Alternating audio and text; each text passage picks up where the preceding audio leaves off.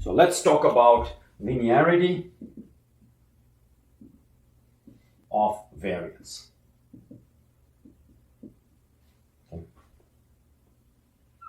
So supposing you have two random variables, x1 and x2. And of course, this discussion can be made more general with if you have n random variables, but let's consider the case of two random variables, x1 and x2. Okay. And you consider a new random variable, x, which is equal to a x1 plus b x2.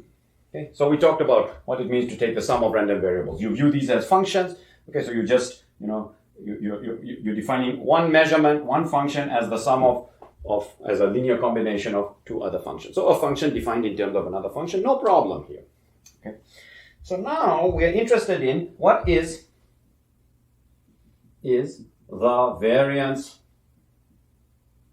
of x. Okay. So we might guess, just like for linearity of expectation, we might guess that the variance of x is equal to a times the variance of x1 plus b times the variance of x2. And this would be a reasonable guess, except, unfortunately, it's wrong. So this is wrong. Okay. And so let's see what the actual correct formula is for the variance of a linear combination. And we go back to this way of computing variance, the convenient way of computing the variance. And we're going to use, and because computing variance is basically, boils down to computing two different expectations, okay, we can use linearity of expectation whenever possible. Okay? So to compute the variance of x, we need the expected value of x squared and the expected value of x. We need the expected value of x squared and the expected value of x. So the expected value of x is equal to the expected value of a x1 plus b x2.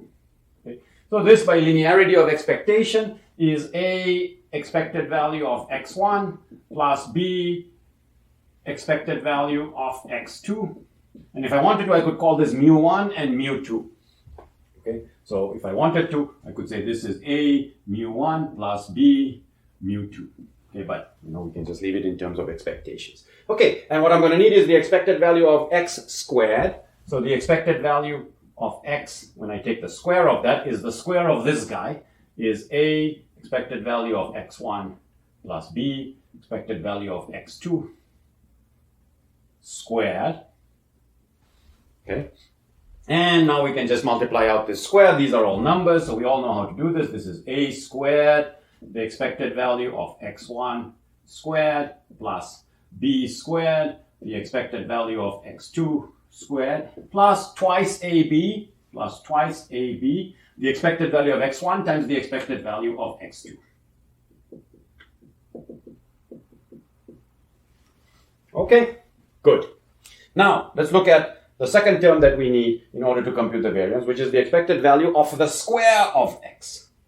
Okay. So we need the expected value of x squared. But what is that? That's the expected value of ax1 plus bx squared. ax1 plus bx2 squared. Okay. Which is equal to the expected values. Now I'm going to multiply out the square. A squared x1 squared plus b squared x2 squared plus twice ab x1 x2.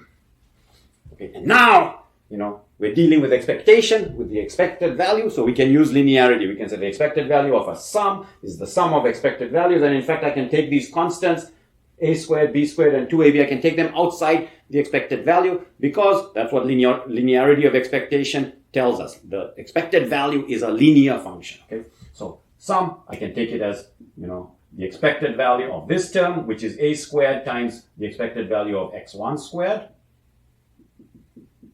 plus the expected value of this term, which is, I can pull out the constant b squared, so plus b squared expected value of x2 squared, okay, plus I can now pull out the 2ab, so the expected value of this term, I pull out the 2ab plus 2ab, the expected value of x1, x2. Okay, so there, expected value of x squared and the expected value of x squared. And the formula just says, for variance, take the difference. Okay, so the variance is equal to, a squared expected value of x1 squared, a squared expected value of x1 squared, plus b squared expected value of x2 squared, plus 2ab expected value of x1, x2. Okay, so that's the expected value of x squared, minus the expected value of x, the expected value of x squared. So this is the expected value of the square of x. Now we need the expected value of x squared, which is minus a squared expected value of x1 squared, plus minus b squared, the expected value of x2 squared. Okay, and now I'm going to have minus 2ab times the expected value of x1, expected value of x2. I want to emphasize that this 2ab term they're slightly different terms. Okay, here I have a squared. It's x1 squared. It's x1 squared, and here it's x2 squared. Okay, so I want to emphasize that here you have the same type of expectation. It's expected value of x1 squared, and here it's expected value of x1, the quantity squared. So this is the expected square minus the quantity squared. Expected square minus the expectation squared. Okay. Here you have the expected value of a product minus the product of expected values. Okay, so let's simplify this whole thing.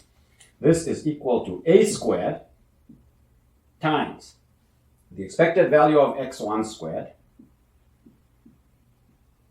minus so this is the expected value of the square of x1 minus the expected value of x1 squared, plus b squared times the expected value of the square of x2 minus the expected value of x2 squared. Okay. Now I have plus twice ab times the expected value of x1, x2 minus, and I'll put it in blue, the expected value of x1 times the expected value of x2. Okay. Derived. Okay. Can't argue with this. I just did all this horrendous algebra. Okay. For what?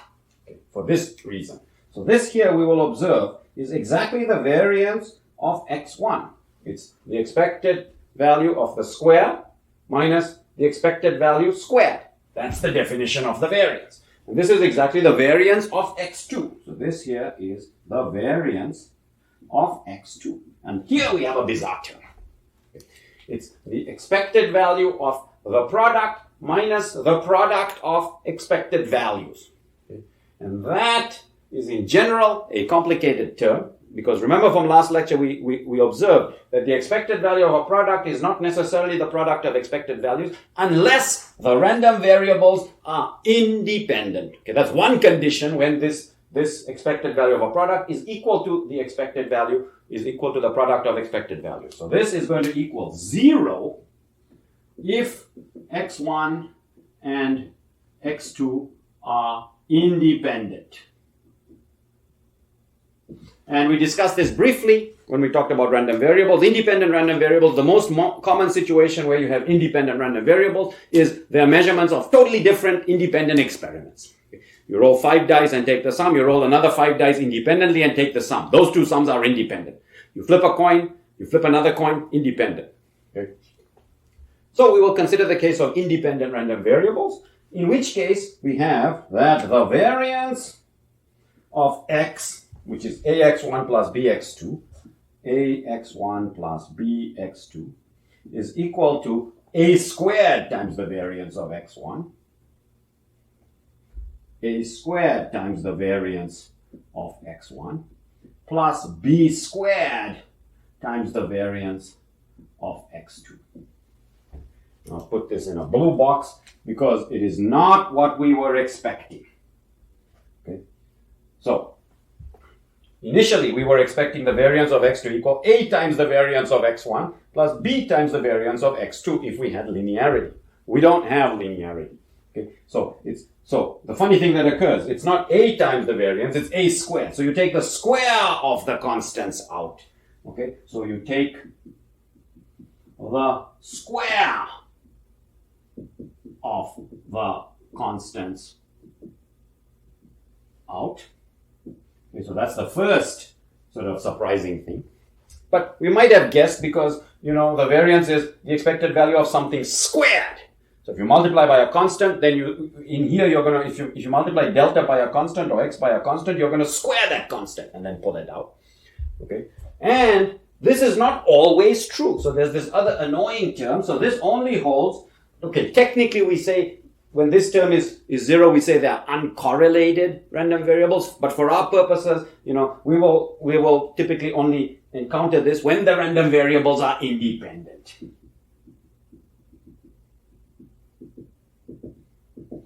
Okay, so 2 caveats to the linearity of variance. It's not quite linearity. So you have ax1 plus bx2, you take out the squares of the constants, and then you can add variances only when the random variables are independent. Well, it's a little bit more general, but for our purposes, when the random variables are independent. Okay, and let's take an example. So example, or the binomial. Okay, the binomial. The variance, we'll take 2 examples. The variance of the binomial, so what is the binomial random variable? The binomial random variable x is equal to the sum of Bernoulli's, x2 plus up to plus xn. So each of these is an independent Bernoulli. Independent Bernoulli's, binaries, Bernoulli's. And the success probability of each Bernoulli is p. And we already discussed the variance of the Bernoulli. Okay? So the variance of Bernoulli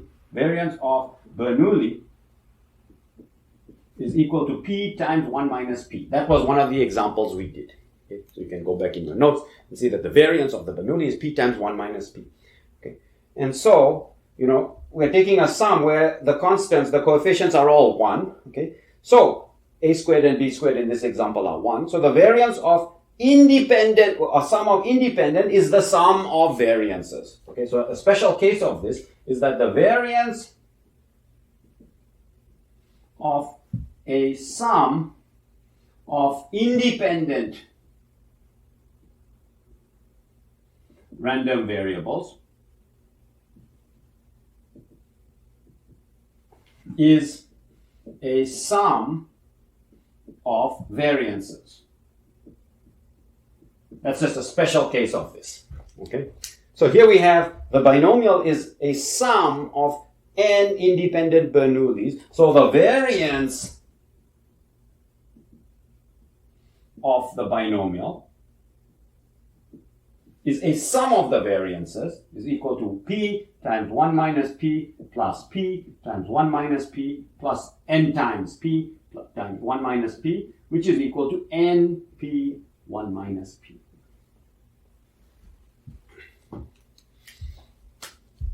Okay, let's just do one more example because it's an important example. Okay, one more example.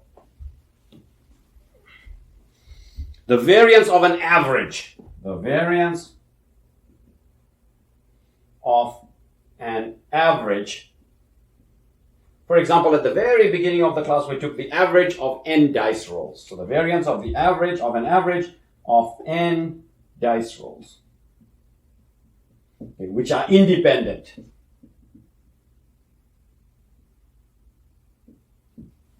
Okay, so the variance of an average of n dice rolls, and these n dice rolls, each dice roll is independent. So the total sum, okay, so x is equal to, 1 over n, because it's an average of x1 plus x2 plus x3 plus all the way to plus xn.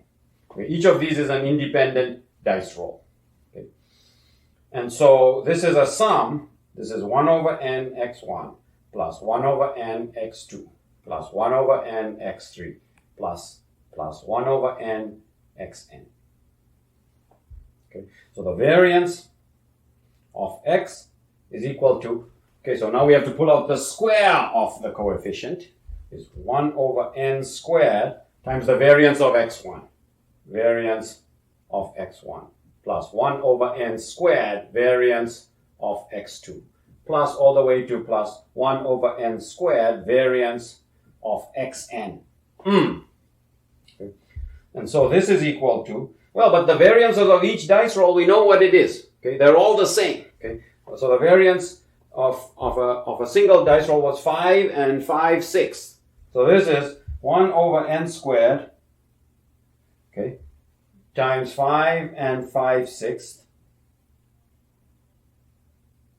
times n, because there are n of them. Okay, so which is 1 over n times 5 and 5/6. Oh, why am I doing that? Okay, so the variance of n dice rolls, so the standard deviation, standard deviation which we call, so this was sigma squared. So the standard deviation sigma is equal to the square root of that. So 1 over square root of n times 5 and 5/6 square rooted. So, the square root of 5 and 5/6. And the most important thing that I want to point out here is that the standard deviation is behaving like 1 over the square root of n times a constant. 1 over the square root of n times a constant. Okay. And this is general whenever you take the variance of an average where the average is for n independent random variables, which are basically the same random variable. Okay, so the variance is dropping like 1 over n times a constant. The standard deviation is dropping like 1 over the square root of n. Okay, and so we immediately see the justification for that curve we showed at the beginning. So the average, the actual average, if we believe what we said before, the average will equal 3.5 plus or minus the standard deviation, which is 1 over square root of n times a constant. Okay. And so you see, as you roll more and more dice, it's getting closer and closer. The average, the actual average you see is getting closer and closer to the expected value by this error bar. You can think of this as an error bar, 1 over root n, which is going to go to 0 as n becomes larger and larger. Okay, so that's called the law of large numbers, and we're now going to sort of basically derive that, but essentially we're going to derive the 3 sigma rule, okay, which gives this standard deviation an important role in describing what are the likely outcomes of your experiment. And that's the punchline. Okay, so let me erase, and we will discuss the 3 sigma rule. Punchline.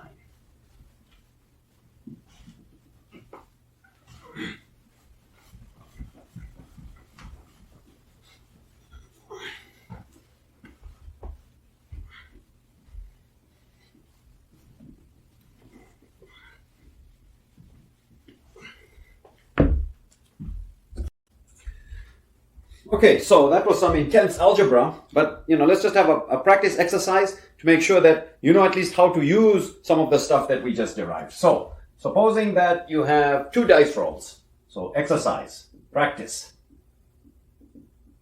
Supposing you have 2 dice rolls, x1 and x2, and you compute a score. Your score is equal to 2x1 plus 3x2. Okay, so that's your score.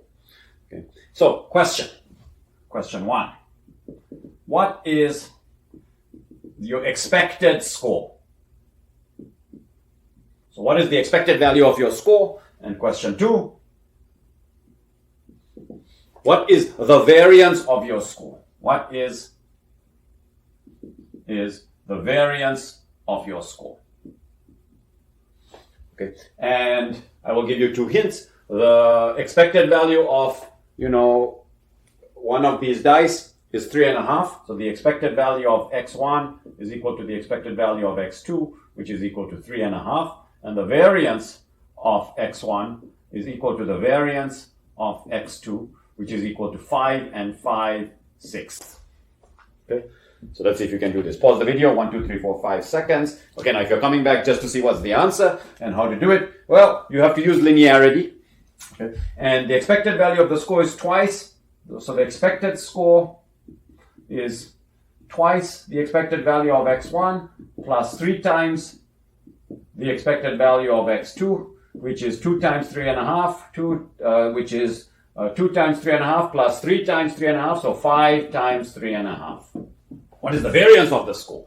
Okay, so the variance of the score, now you have constants, so the constants square, so it's 2 squared, which is 4 times the variance of x1 plus 9 times the variance of x2. Okay, and why we can add these variances is because they're independent. They're independent dice rolls. So this is equal to 13 times the variance of x1, which is the same as the variance of x2. So 13 times 5 and 5, 6. So if you got those, fantastic.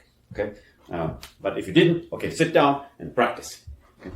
And read the chapter carefully if you want to learn more about how to use the tools of variance. But now I want to move on and develop the punchline for this lecture. Okay, so